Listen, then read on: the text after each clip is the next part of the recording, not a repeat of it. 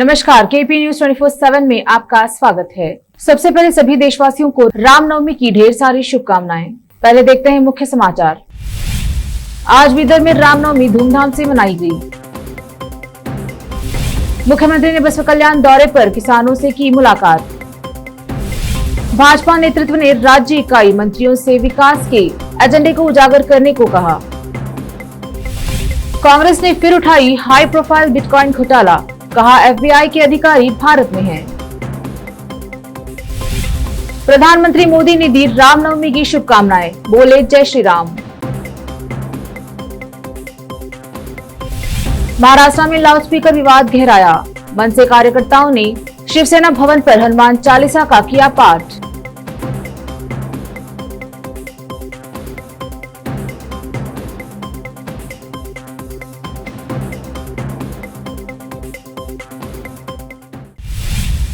अब देखते हैं समाचार विस्तार से। शुरू करते हैं स्थानीय समाचारों से। आज बीदर जिले में रामनवमी पूरी श्रद्धा व खुशी से मनाई गई। आज दोपहर 12:33 पर शहर के राम मंदिरों में आरती व विशेष पूजा का आयोजन किया गया। इस अवसर पर हमारे चैनल की संवाददाता अश्विनी रेड्डी और कैमरामैन कृष्णा ने शहर के बाहरी क्षेत्र में रहे पापनाश परिसर में रहे राम मंदिर पहुंचकर वहां का कवरेज किया, जहां रामनवमी के अवसर पर विशेष पूजा आदि की गई। आज दोपहर में मंदिर पहुंचने वाले श्रद्धालु पूरी श्रद्धा से पूजा व आरती में भाग लिया। बीदर जिला जनता दल कार्यालय में रमेश सोलपुरे का जन्मदिन मनाया गया। जिला जनता दल कार्यालय में रमेश सोलपुरे का जन्मदिन नगर सभा वार्ड नंबर 32 के काउंसलर नवाज खान और समाजसेवी व युवा नेता फेरोज खान व अशोक कोडगे और JDS के अन्य नेताओं ने मिलकर रमेश सोलपुरे का जन्मदिन मनाया। इस अवसर पर बीदर जिला JDS के अन्य नेता उपस्थित रहे। केपी न्यूज के कैमरामैन संतोष कुमार का कवरेज। राज्य के मुख्यमंत्री बसवराज बोम्मई ने कल बसवा कल्याण का एक दिवसीय दौरा कर विभिन्न कार्यक्रमों में भाग लिया। कल जब वह हेलीकॉप्टर से बसवा कल्याण पहुंचे, सबसे पहले वह किसानों से मुलाकात करके उन्होंने किसानों की समस्याओं को सुना और हल करने का आश्वासन दिया। इस मौके पर पूर्व मुख्यमंत्री BS येडियुरप्पा साथ थे। बसवा कल्याण में मुख्यमंत्री का स्वागत जिला प्रभारी मंत्री शंकर B पाटिल, पशुपालन मंत्री प्रभु चौहान सहित अन्य नेताओं ने किया। हमारे कैमरामैन साबिर खान का कवरेज। अब देखते हैं समाचार राज्य के। कर्नाटक में हालिया सांप्रदायिक मुद्दों के बीच भाजपा के केंद्रीय नेतृत्व ने अपनी राज्य इकाई के नेताओं और मंत्रियों से कहा है कि वे अगले विधानसभा चुनाव के मद्देनजर विकास के एजेंडे को सामने लाए और सरकार की उपलब्धियों का प्रदर्शन करें। कई मंत्री अपनी उपलब्धियों को सूचीबद्ध करने के लिए पार्टी कार्यालय में प्रेस कॉन्फ्रेंस कर रहे हैं। कर्नाटक बिटकॉइन घोटाला, जहां राजनेताओं और पुलिस अधिकारियों को कथित तौर पर एक अंतर्राष्ट्रीय हैकर से बिटकॉइन के रूप में रिश्वत प्राप्त हुई थी, जिसे नवंबर 2020 में बेंगलुरु पुलिस द्वारा गिरफ्तार किया गया था। फिर से विपक्षी कांग्रेस ने दावा किया कि FBI अधिकारी भारत में दावों की जांच करने के लिए थे। हैकर ने 2016 में एक विदेशी बिटकॉइन एक्सचेंज से चोरी की थी। 26 वर्षीय श्री कृष्ण रमेश उर्फ श्रीकी ने बेंगलुरु पुलिस को दिए बयानों में दावा किया है कि उसने 2015-16 में ब्रिटिश वर्जिन आइलैंड स्थित बिटफिनेक्स क्रिप्टो करेंसी एक्सचेंज में हैक किया था। अन्य पिछड़ा वर्ग OBC के लिए राजनीतिक आरक्षण के साथ स्थानीय निकायों के चुनाव को 2023 के विधानसभा चुनाव के बाद एक बार तक इंतजार करना पड़ सकता है। यहाँ तक कि सत्तारूढ़ भाजपा इस तरह के विभिन्न कोटा मांगों को पूरा करने में देरी के संभावित प्रभावों को पार करती है। सरकार ने OBC के राजनीतिक पिछड़ेपन का अध्ययन करने के लिए एक आयोग नियुक्त करने का फैसला किया है। साथ ही सरकारों को जस्टिस सुभाष आदि कमेटी की रिपोर्ट का इंतजार है, जो आरक्षण की विभिन्न मांगों पर विचार कर रही है।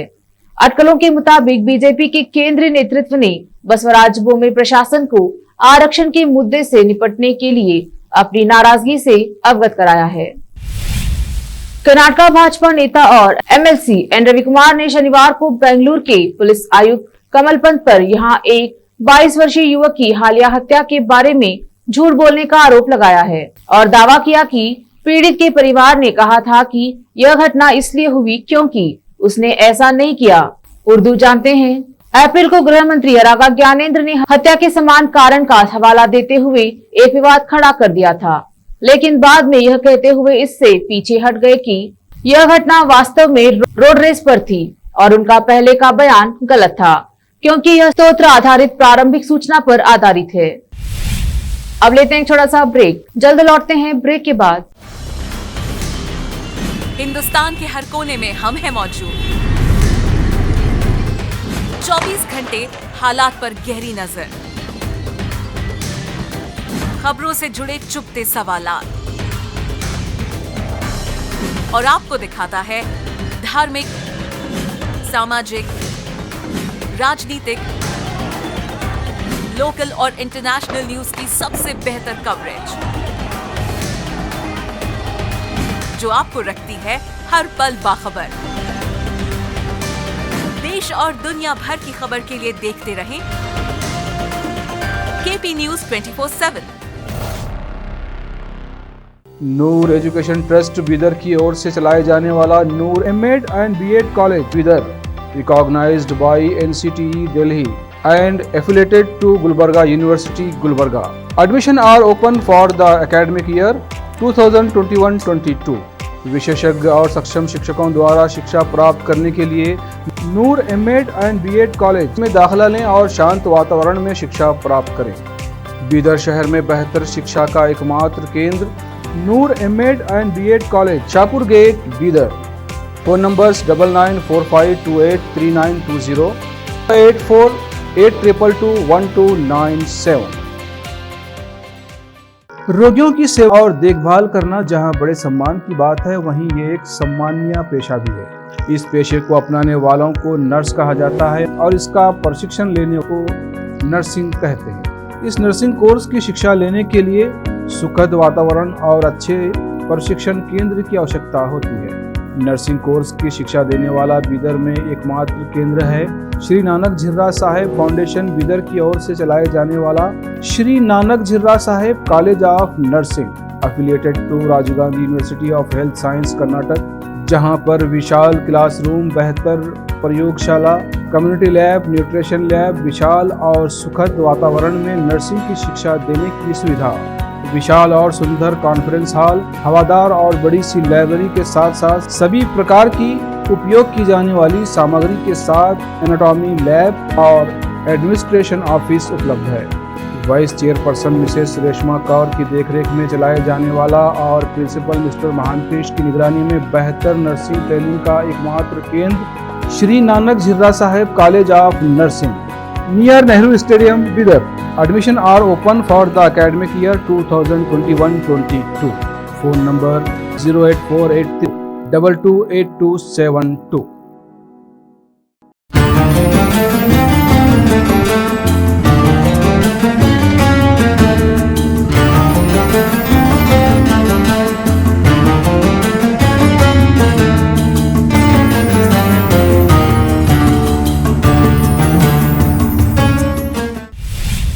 ब्रेक के बाद आपका स्वागत है। देखते हैं आगे के समाचार। प्रधानमंत्री नरेंद्र मोदी ने रविवार को रामनवमी के अवसर पर देशवासियों को शुभकामनाएं दी। उन्होंने सभी के जीवन में सुख, शांति और समृद्धि आने की कामना की। पीएम मोदी ने ट्वीट कर कहा, देशवासियों को रामनवमी की ढेरों शुभकामनाएं। भगवान श्री राम की कृपा से हर किसी को जीवन में सुख, शांति और समृद्धि प्राप्त हो। जय श्री राम। मान्यता है कि चैत्र मास की शुक्ल पक्ष की नवमी को भगवान राम का जन्म हुआ था। इसी दिन देश भर में हर्षोल्लास के साथ रामनवमी का त्योहार मनाया जाता है। महाराष्ट्र में लाउडस्पीकर को लेकर खड़ा हुआ विवाद बढ़ता ही जा रहा है। महाराष्ट्र नवनिर्माण सेना ने रामनवमी पर आज मुंबई में शिवसेना पार्टी मुख्यालय शिवसेना भवन के बाहर लाउडस्पीकर लगाया और उस पर हनुमान चालीसा बजाया। हालांकि कुछ ही देर में पुलिसकर्मी मौके पर पहुंच गए और इसे बंद करा दिया गया। पुलिस ने उस गाड़ी को जब्त कर लिया है जिस पर हनुमान चालीसा बजाया जा रहा था। साथ ही मनसे नेता यशवंत किल्लेकार को हिरासत में ले लिया गया। उन्हें शिवाजी पार्क पुलिस स्टेशन ले जाया गया है। आज सुबह ही शिवसेना भवन के सामने रामनवमी के पोस्टर लगाए गए। मनसे ने हनुमान चालीसा बजाने का ऐलान पहले ही कर दिया था। कांग्रेस नेता राहुल गांधी इस महीने विदेश यात्रा पर जा सकते हैं। यह खबर ऐसे समय सामने आई है जब उनकी पार्टी कई चुनौतियों से घिरी हुई है। 5 राज्यों में हाल ही में संपन्न विधानसभा चुनाव में कांग्रेस को हार का सामना करना पड़ा। ऐसे में राजनीतिक जानकारों का मानना है कि पार्टी नेताओं पर जमीनी स्तर पर काफी काम करने की जरूरत है। सूत्रों ने बताया कि राहुल गांधी के इस महीने विदेश जाने की संभावना है। उनका हाल ही में वहां जाने का कार्यक्रम था, लेकिन यात्रा स्थगित कर दी गई थी। आखिरकार फिर से यह कार्यक्रम बन गया है। राहुल की यह विदेश यात्रा गुजरात और हिमाचल प्रदेश विधानसभा चुनाव से कुछ महीने पहले हो रही है, जहां इस साल के अंत में इलेक्शन होने वाले हैं। बहुजन समाज पार्टी सुप्रीमो मायावती ने आज कांग्रेस पार्टी के पूर्व राष्ट्रीय अध्यक्ष राहुल गांधी के कल के आरोपों का चुन चुन कर जवाब दिया। उन्होंने न सिर्फ राहुल को खुद के गिरेबान में झांकने की नसीहत दी, बल्कि उनके दिवंगत पिता और देश के पूर्व प्रधानमंत्री राजीव गांधी के बयान की भी याद दिलाई। मायावती ने आरोप लगाया कि कांग्रेस लगातार उनकी पार्टी को बदनाम करती रहती है। मायावती ने कहा कि राहुल गांधी अपने बिखरे हुए घर को तो संभाल नहीं पा रहे हैं, बल्कि हमारी पार्टी की कार्यशैली पर जबरदस्ती उंगली उठा रहे हैं। इससे बीएसपी के प्रति इनकी नफरत और बौखलाहट साफ नजर आती है। पाकिस्तान में इमरान खान की सरकार गिर गई है। नेशनल असेंबली में अविश्वास प्रस्ताव पर वोटिंग में इमरान खान के खिलाफ 174 वोट पड़े हैं। अविश्वास प्रस्ताव पर वोटिंग से पहले खान ने मुल्क की जनता को संबोधित किया था। इसी के साथ शहबाज शरीफ के प्रधानमंत्री बनने का रास्ता भी साफ हो गया है। नेशनल असेंबली में अविश्वास प्रस्ताव पर वोटिंग से पहले स्पीकर और डिप्टी स्पीकर ने इस्तीफा दे दिया था। देखते हैं समाचार फिल्मों की। RRR के गानों को भी मिल रहा ढेर सारा प्यार, विदेश में भी हिट हुआ कुमरम भी मुड़ो। अब देखते हैं खेल जगत के समाचार। Kolkata night Riders versus Delhi capital. Match से पहले जिम में डांस ऑफ करते हुए नजर आए श्रेयस अय्यर और एंड्रे रसेल। अब देखते हैं समाचार बाजार के। रिजर्व बैंक ने 2022-23 के लिए जीडीपी अनुमान 7.2% तक घटाया, लेकिन महंगाई बढ़ाया। फिर से एक नजर मुख्य समाचारों पर। आज विदर्भ में रामनवमी धूमधाम से मनाई गई। मुख्यमंत्री ने बसपा कल्याण दौरे पर किसानों से की मुलाकात। भाजपा नेतृत्व ने राज्य इकाई मंत्रियों से विकास के एजेंडे को उजागर करने को कहा। कांग्रेस ने फिर उठाई हाई प्रोफाइल बिटकॉइन घोटाला, कहा एफबीआई के अधिकारी भारत में हैं। प्रधानमंत्री मोदी ने दी रामनवमी की शुभकामनाएं, बोले जय श्री राम। महाराष्ट्र में लाउडस्पीकर विवाद गहराया। मनसे कार्यकर्ताओं ने शिवसेना भवन पर हनुमान चालीसा का किया पाठ।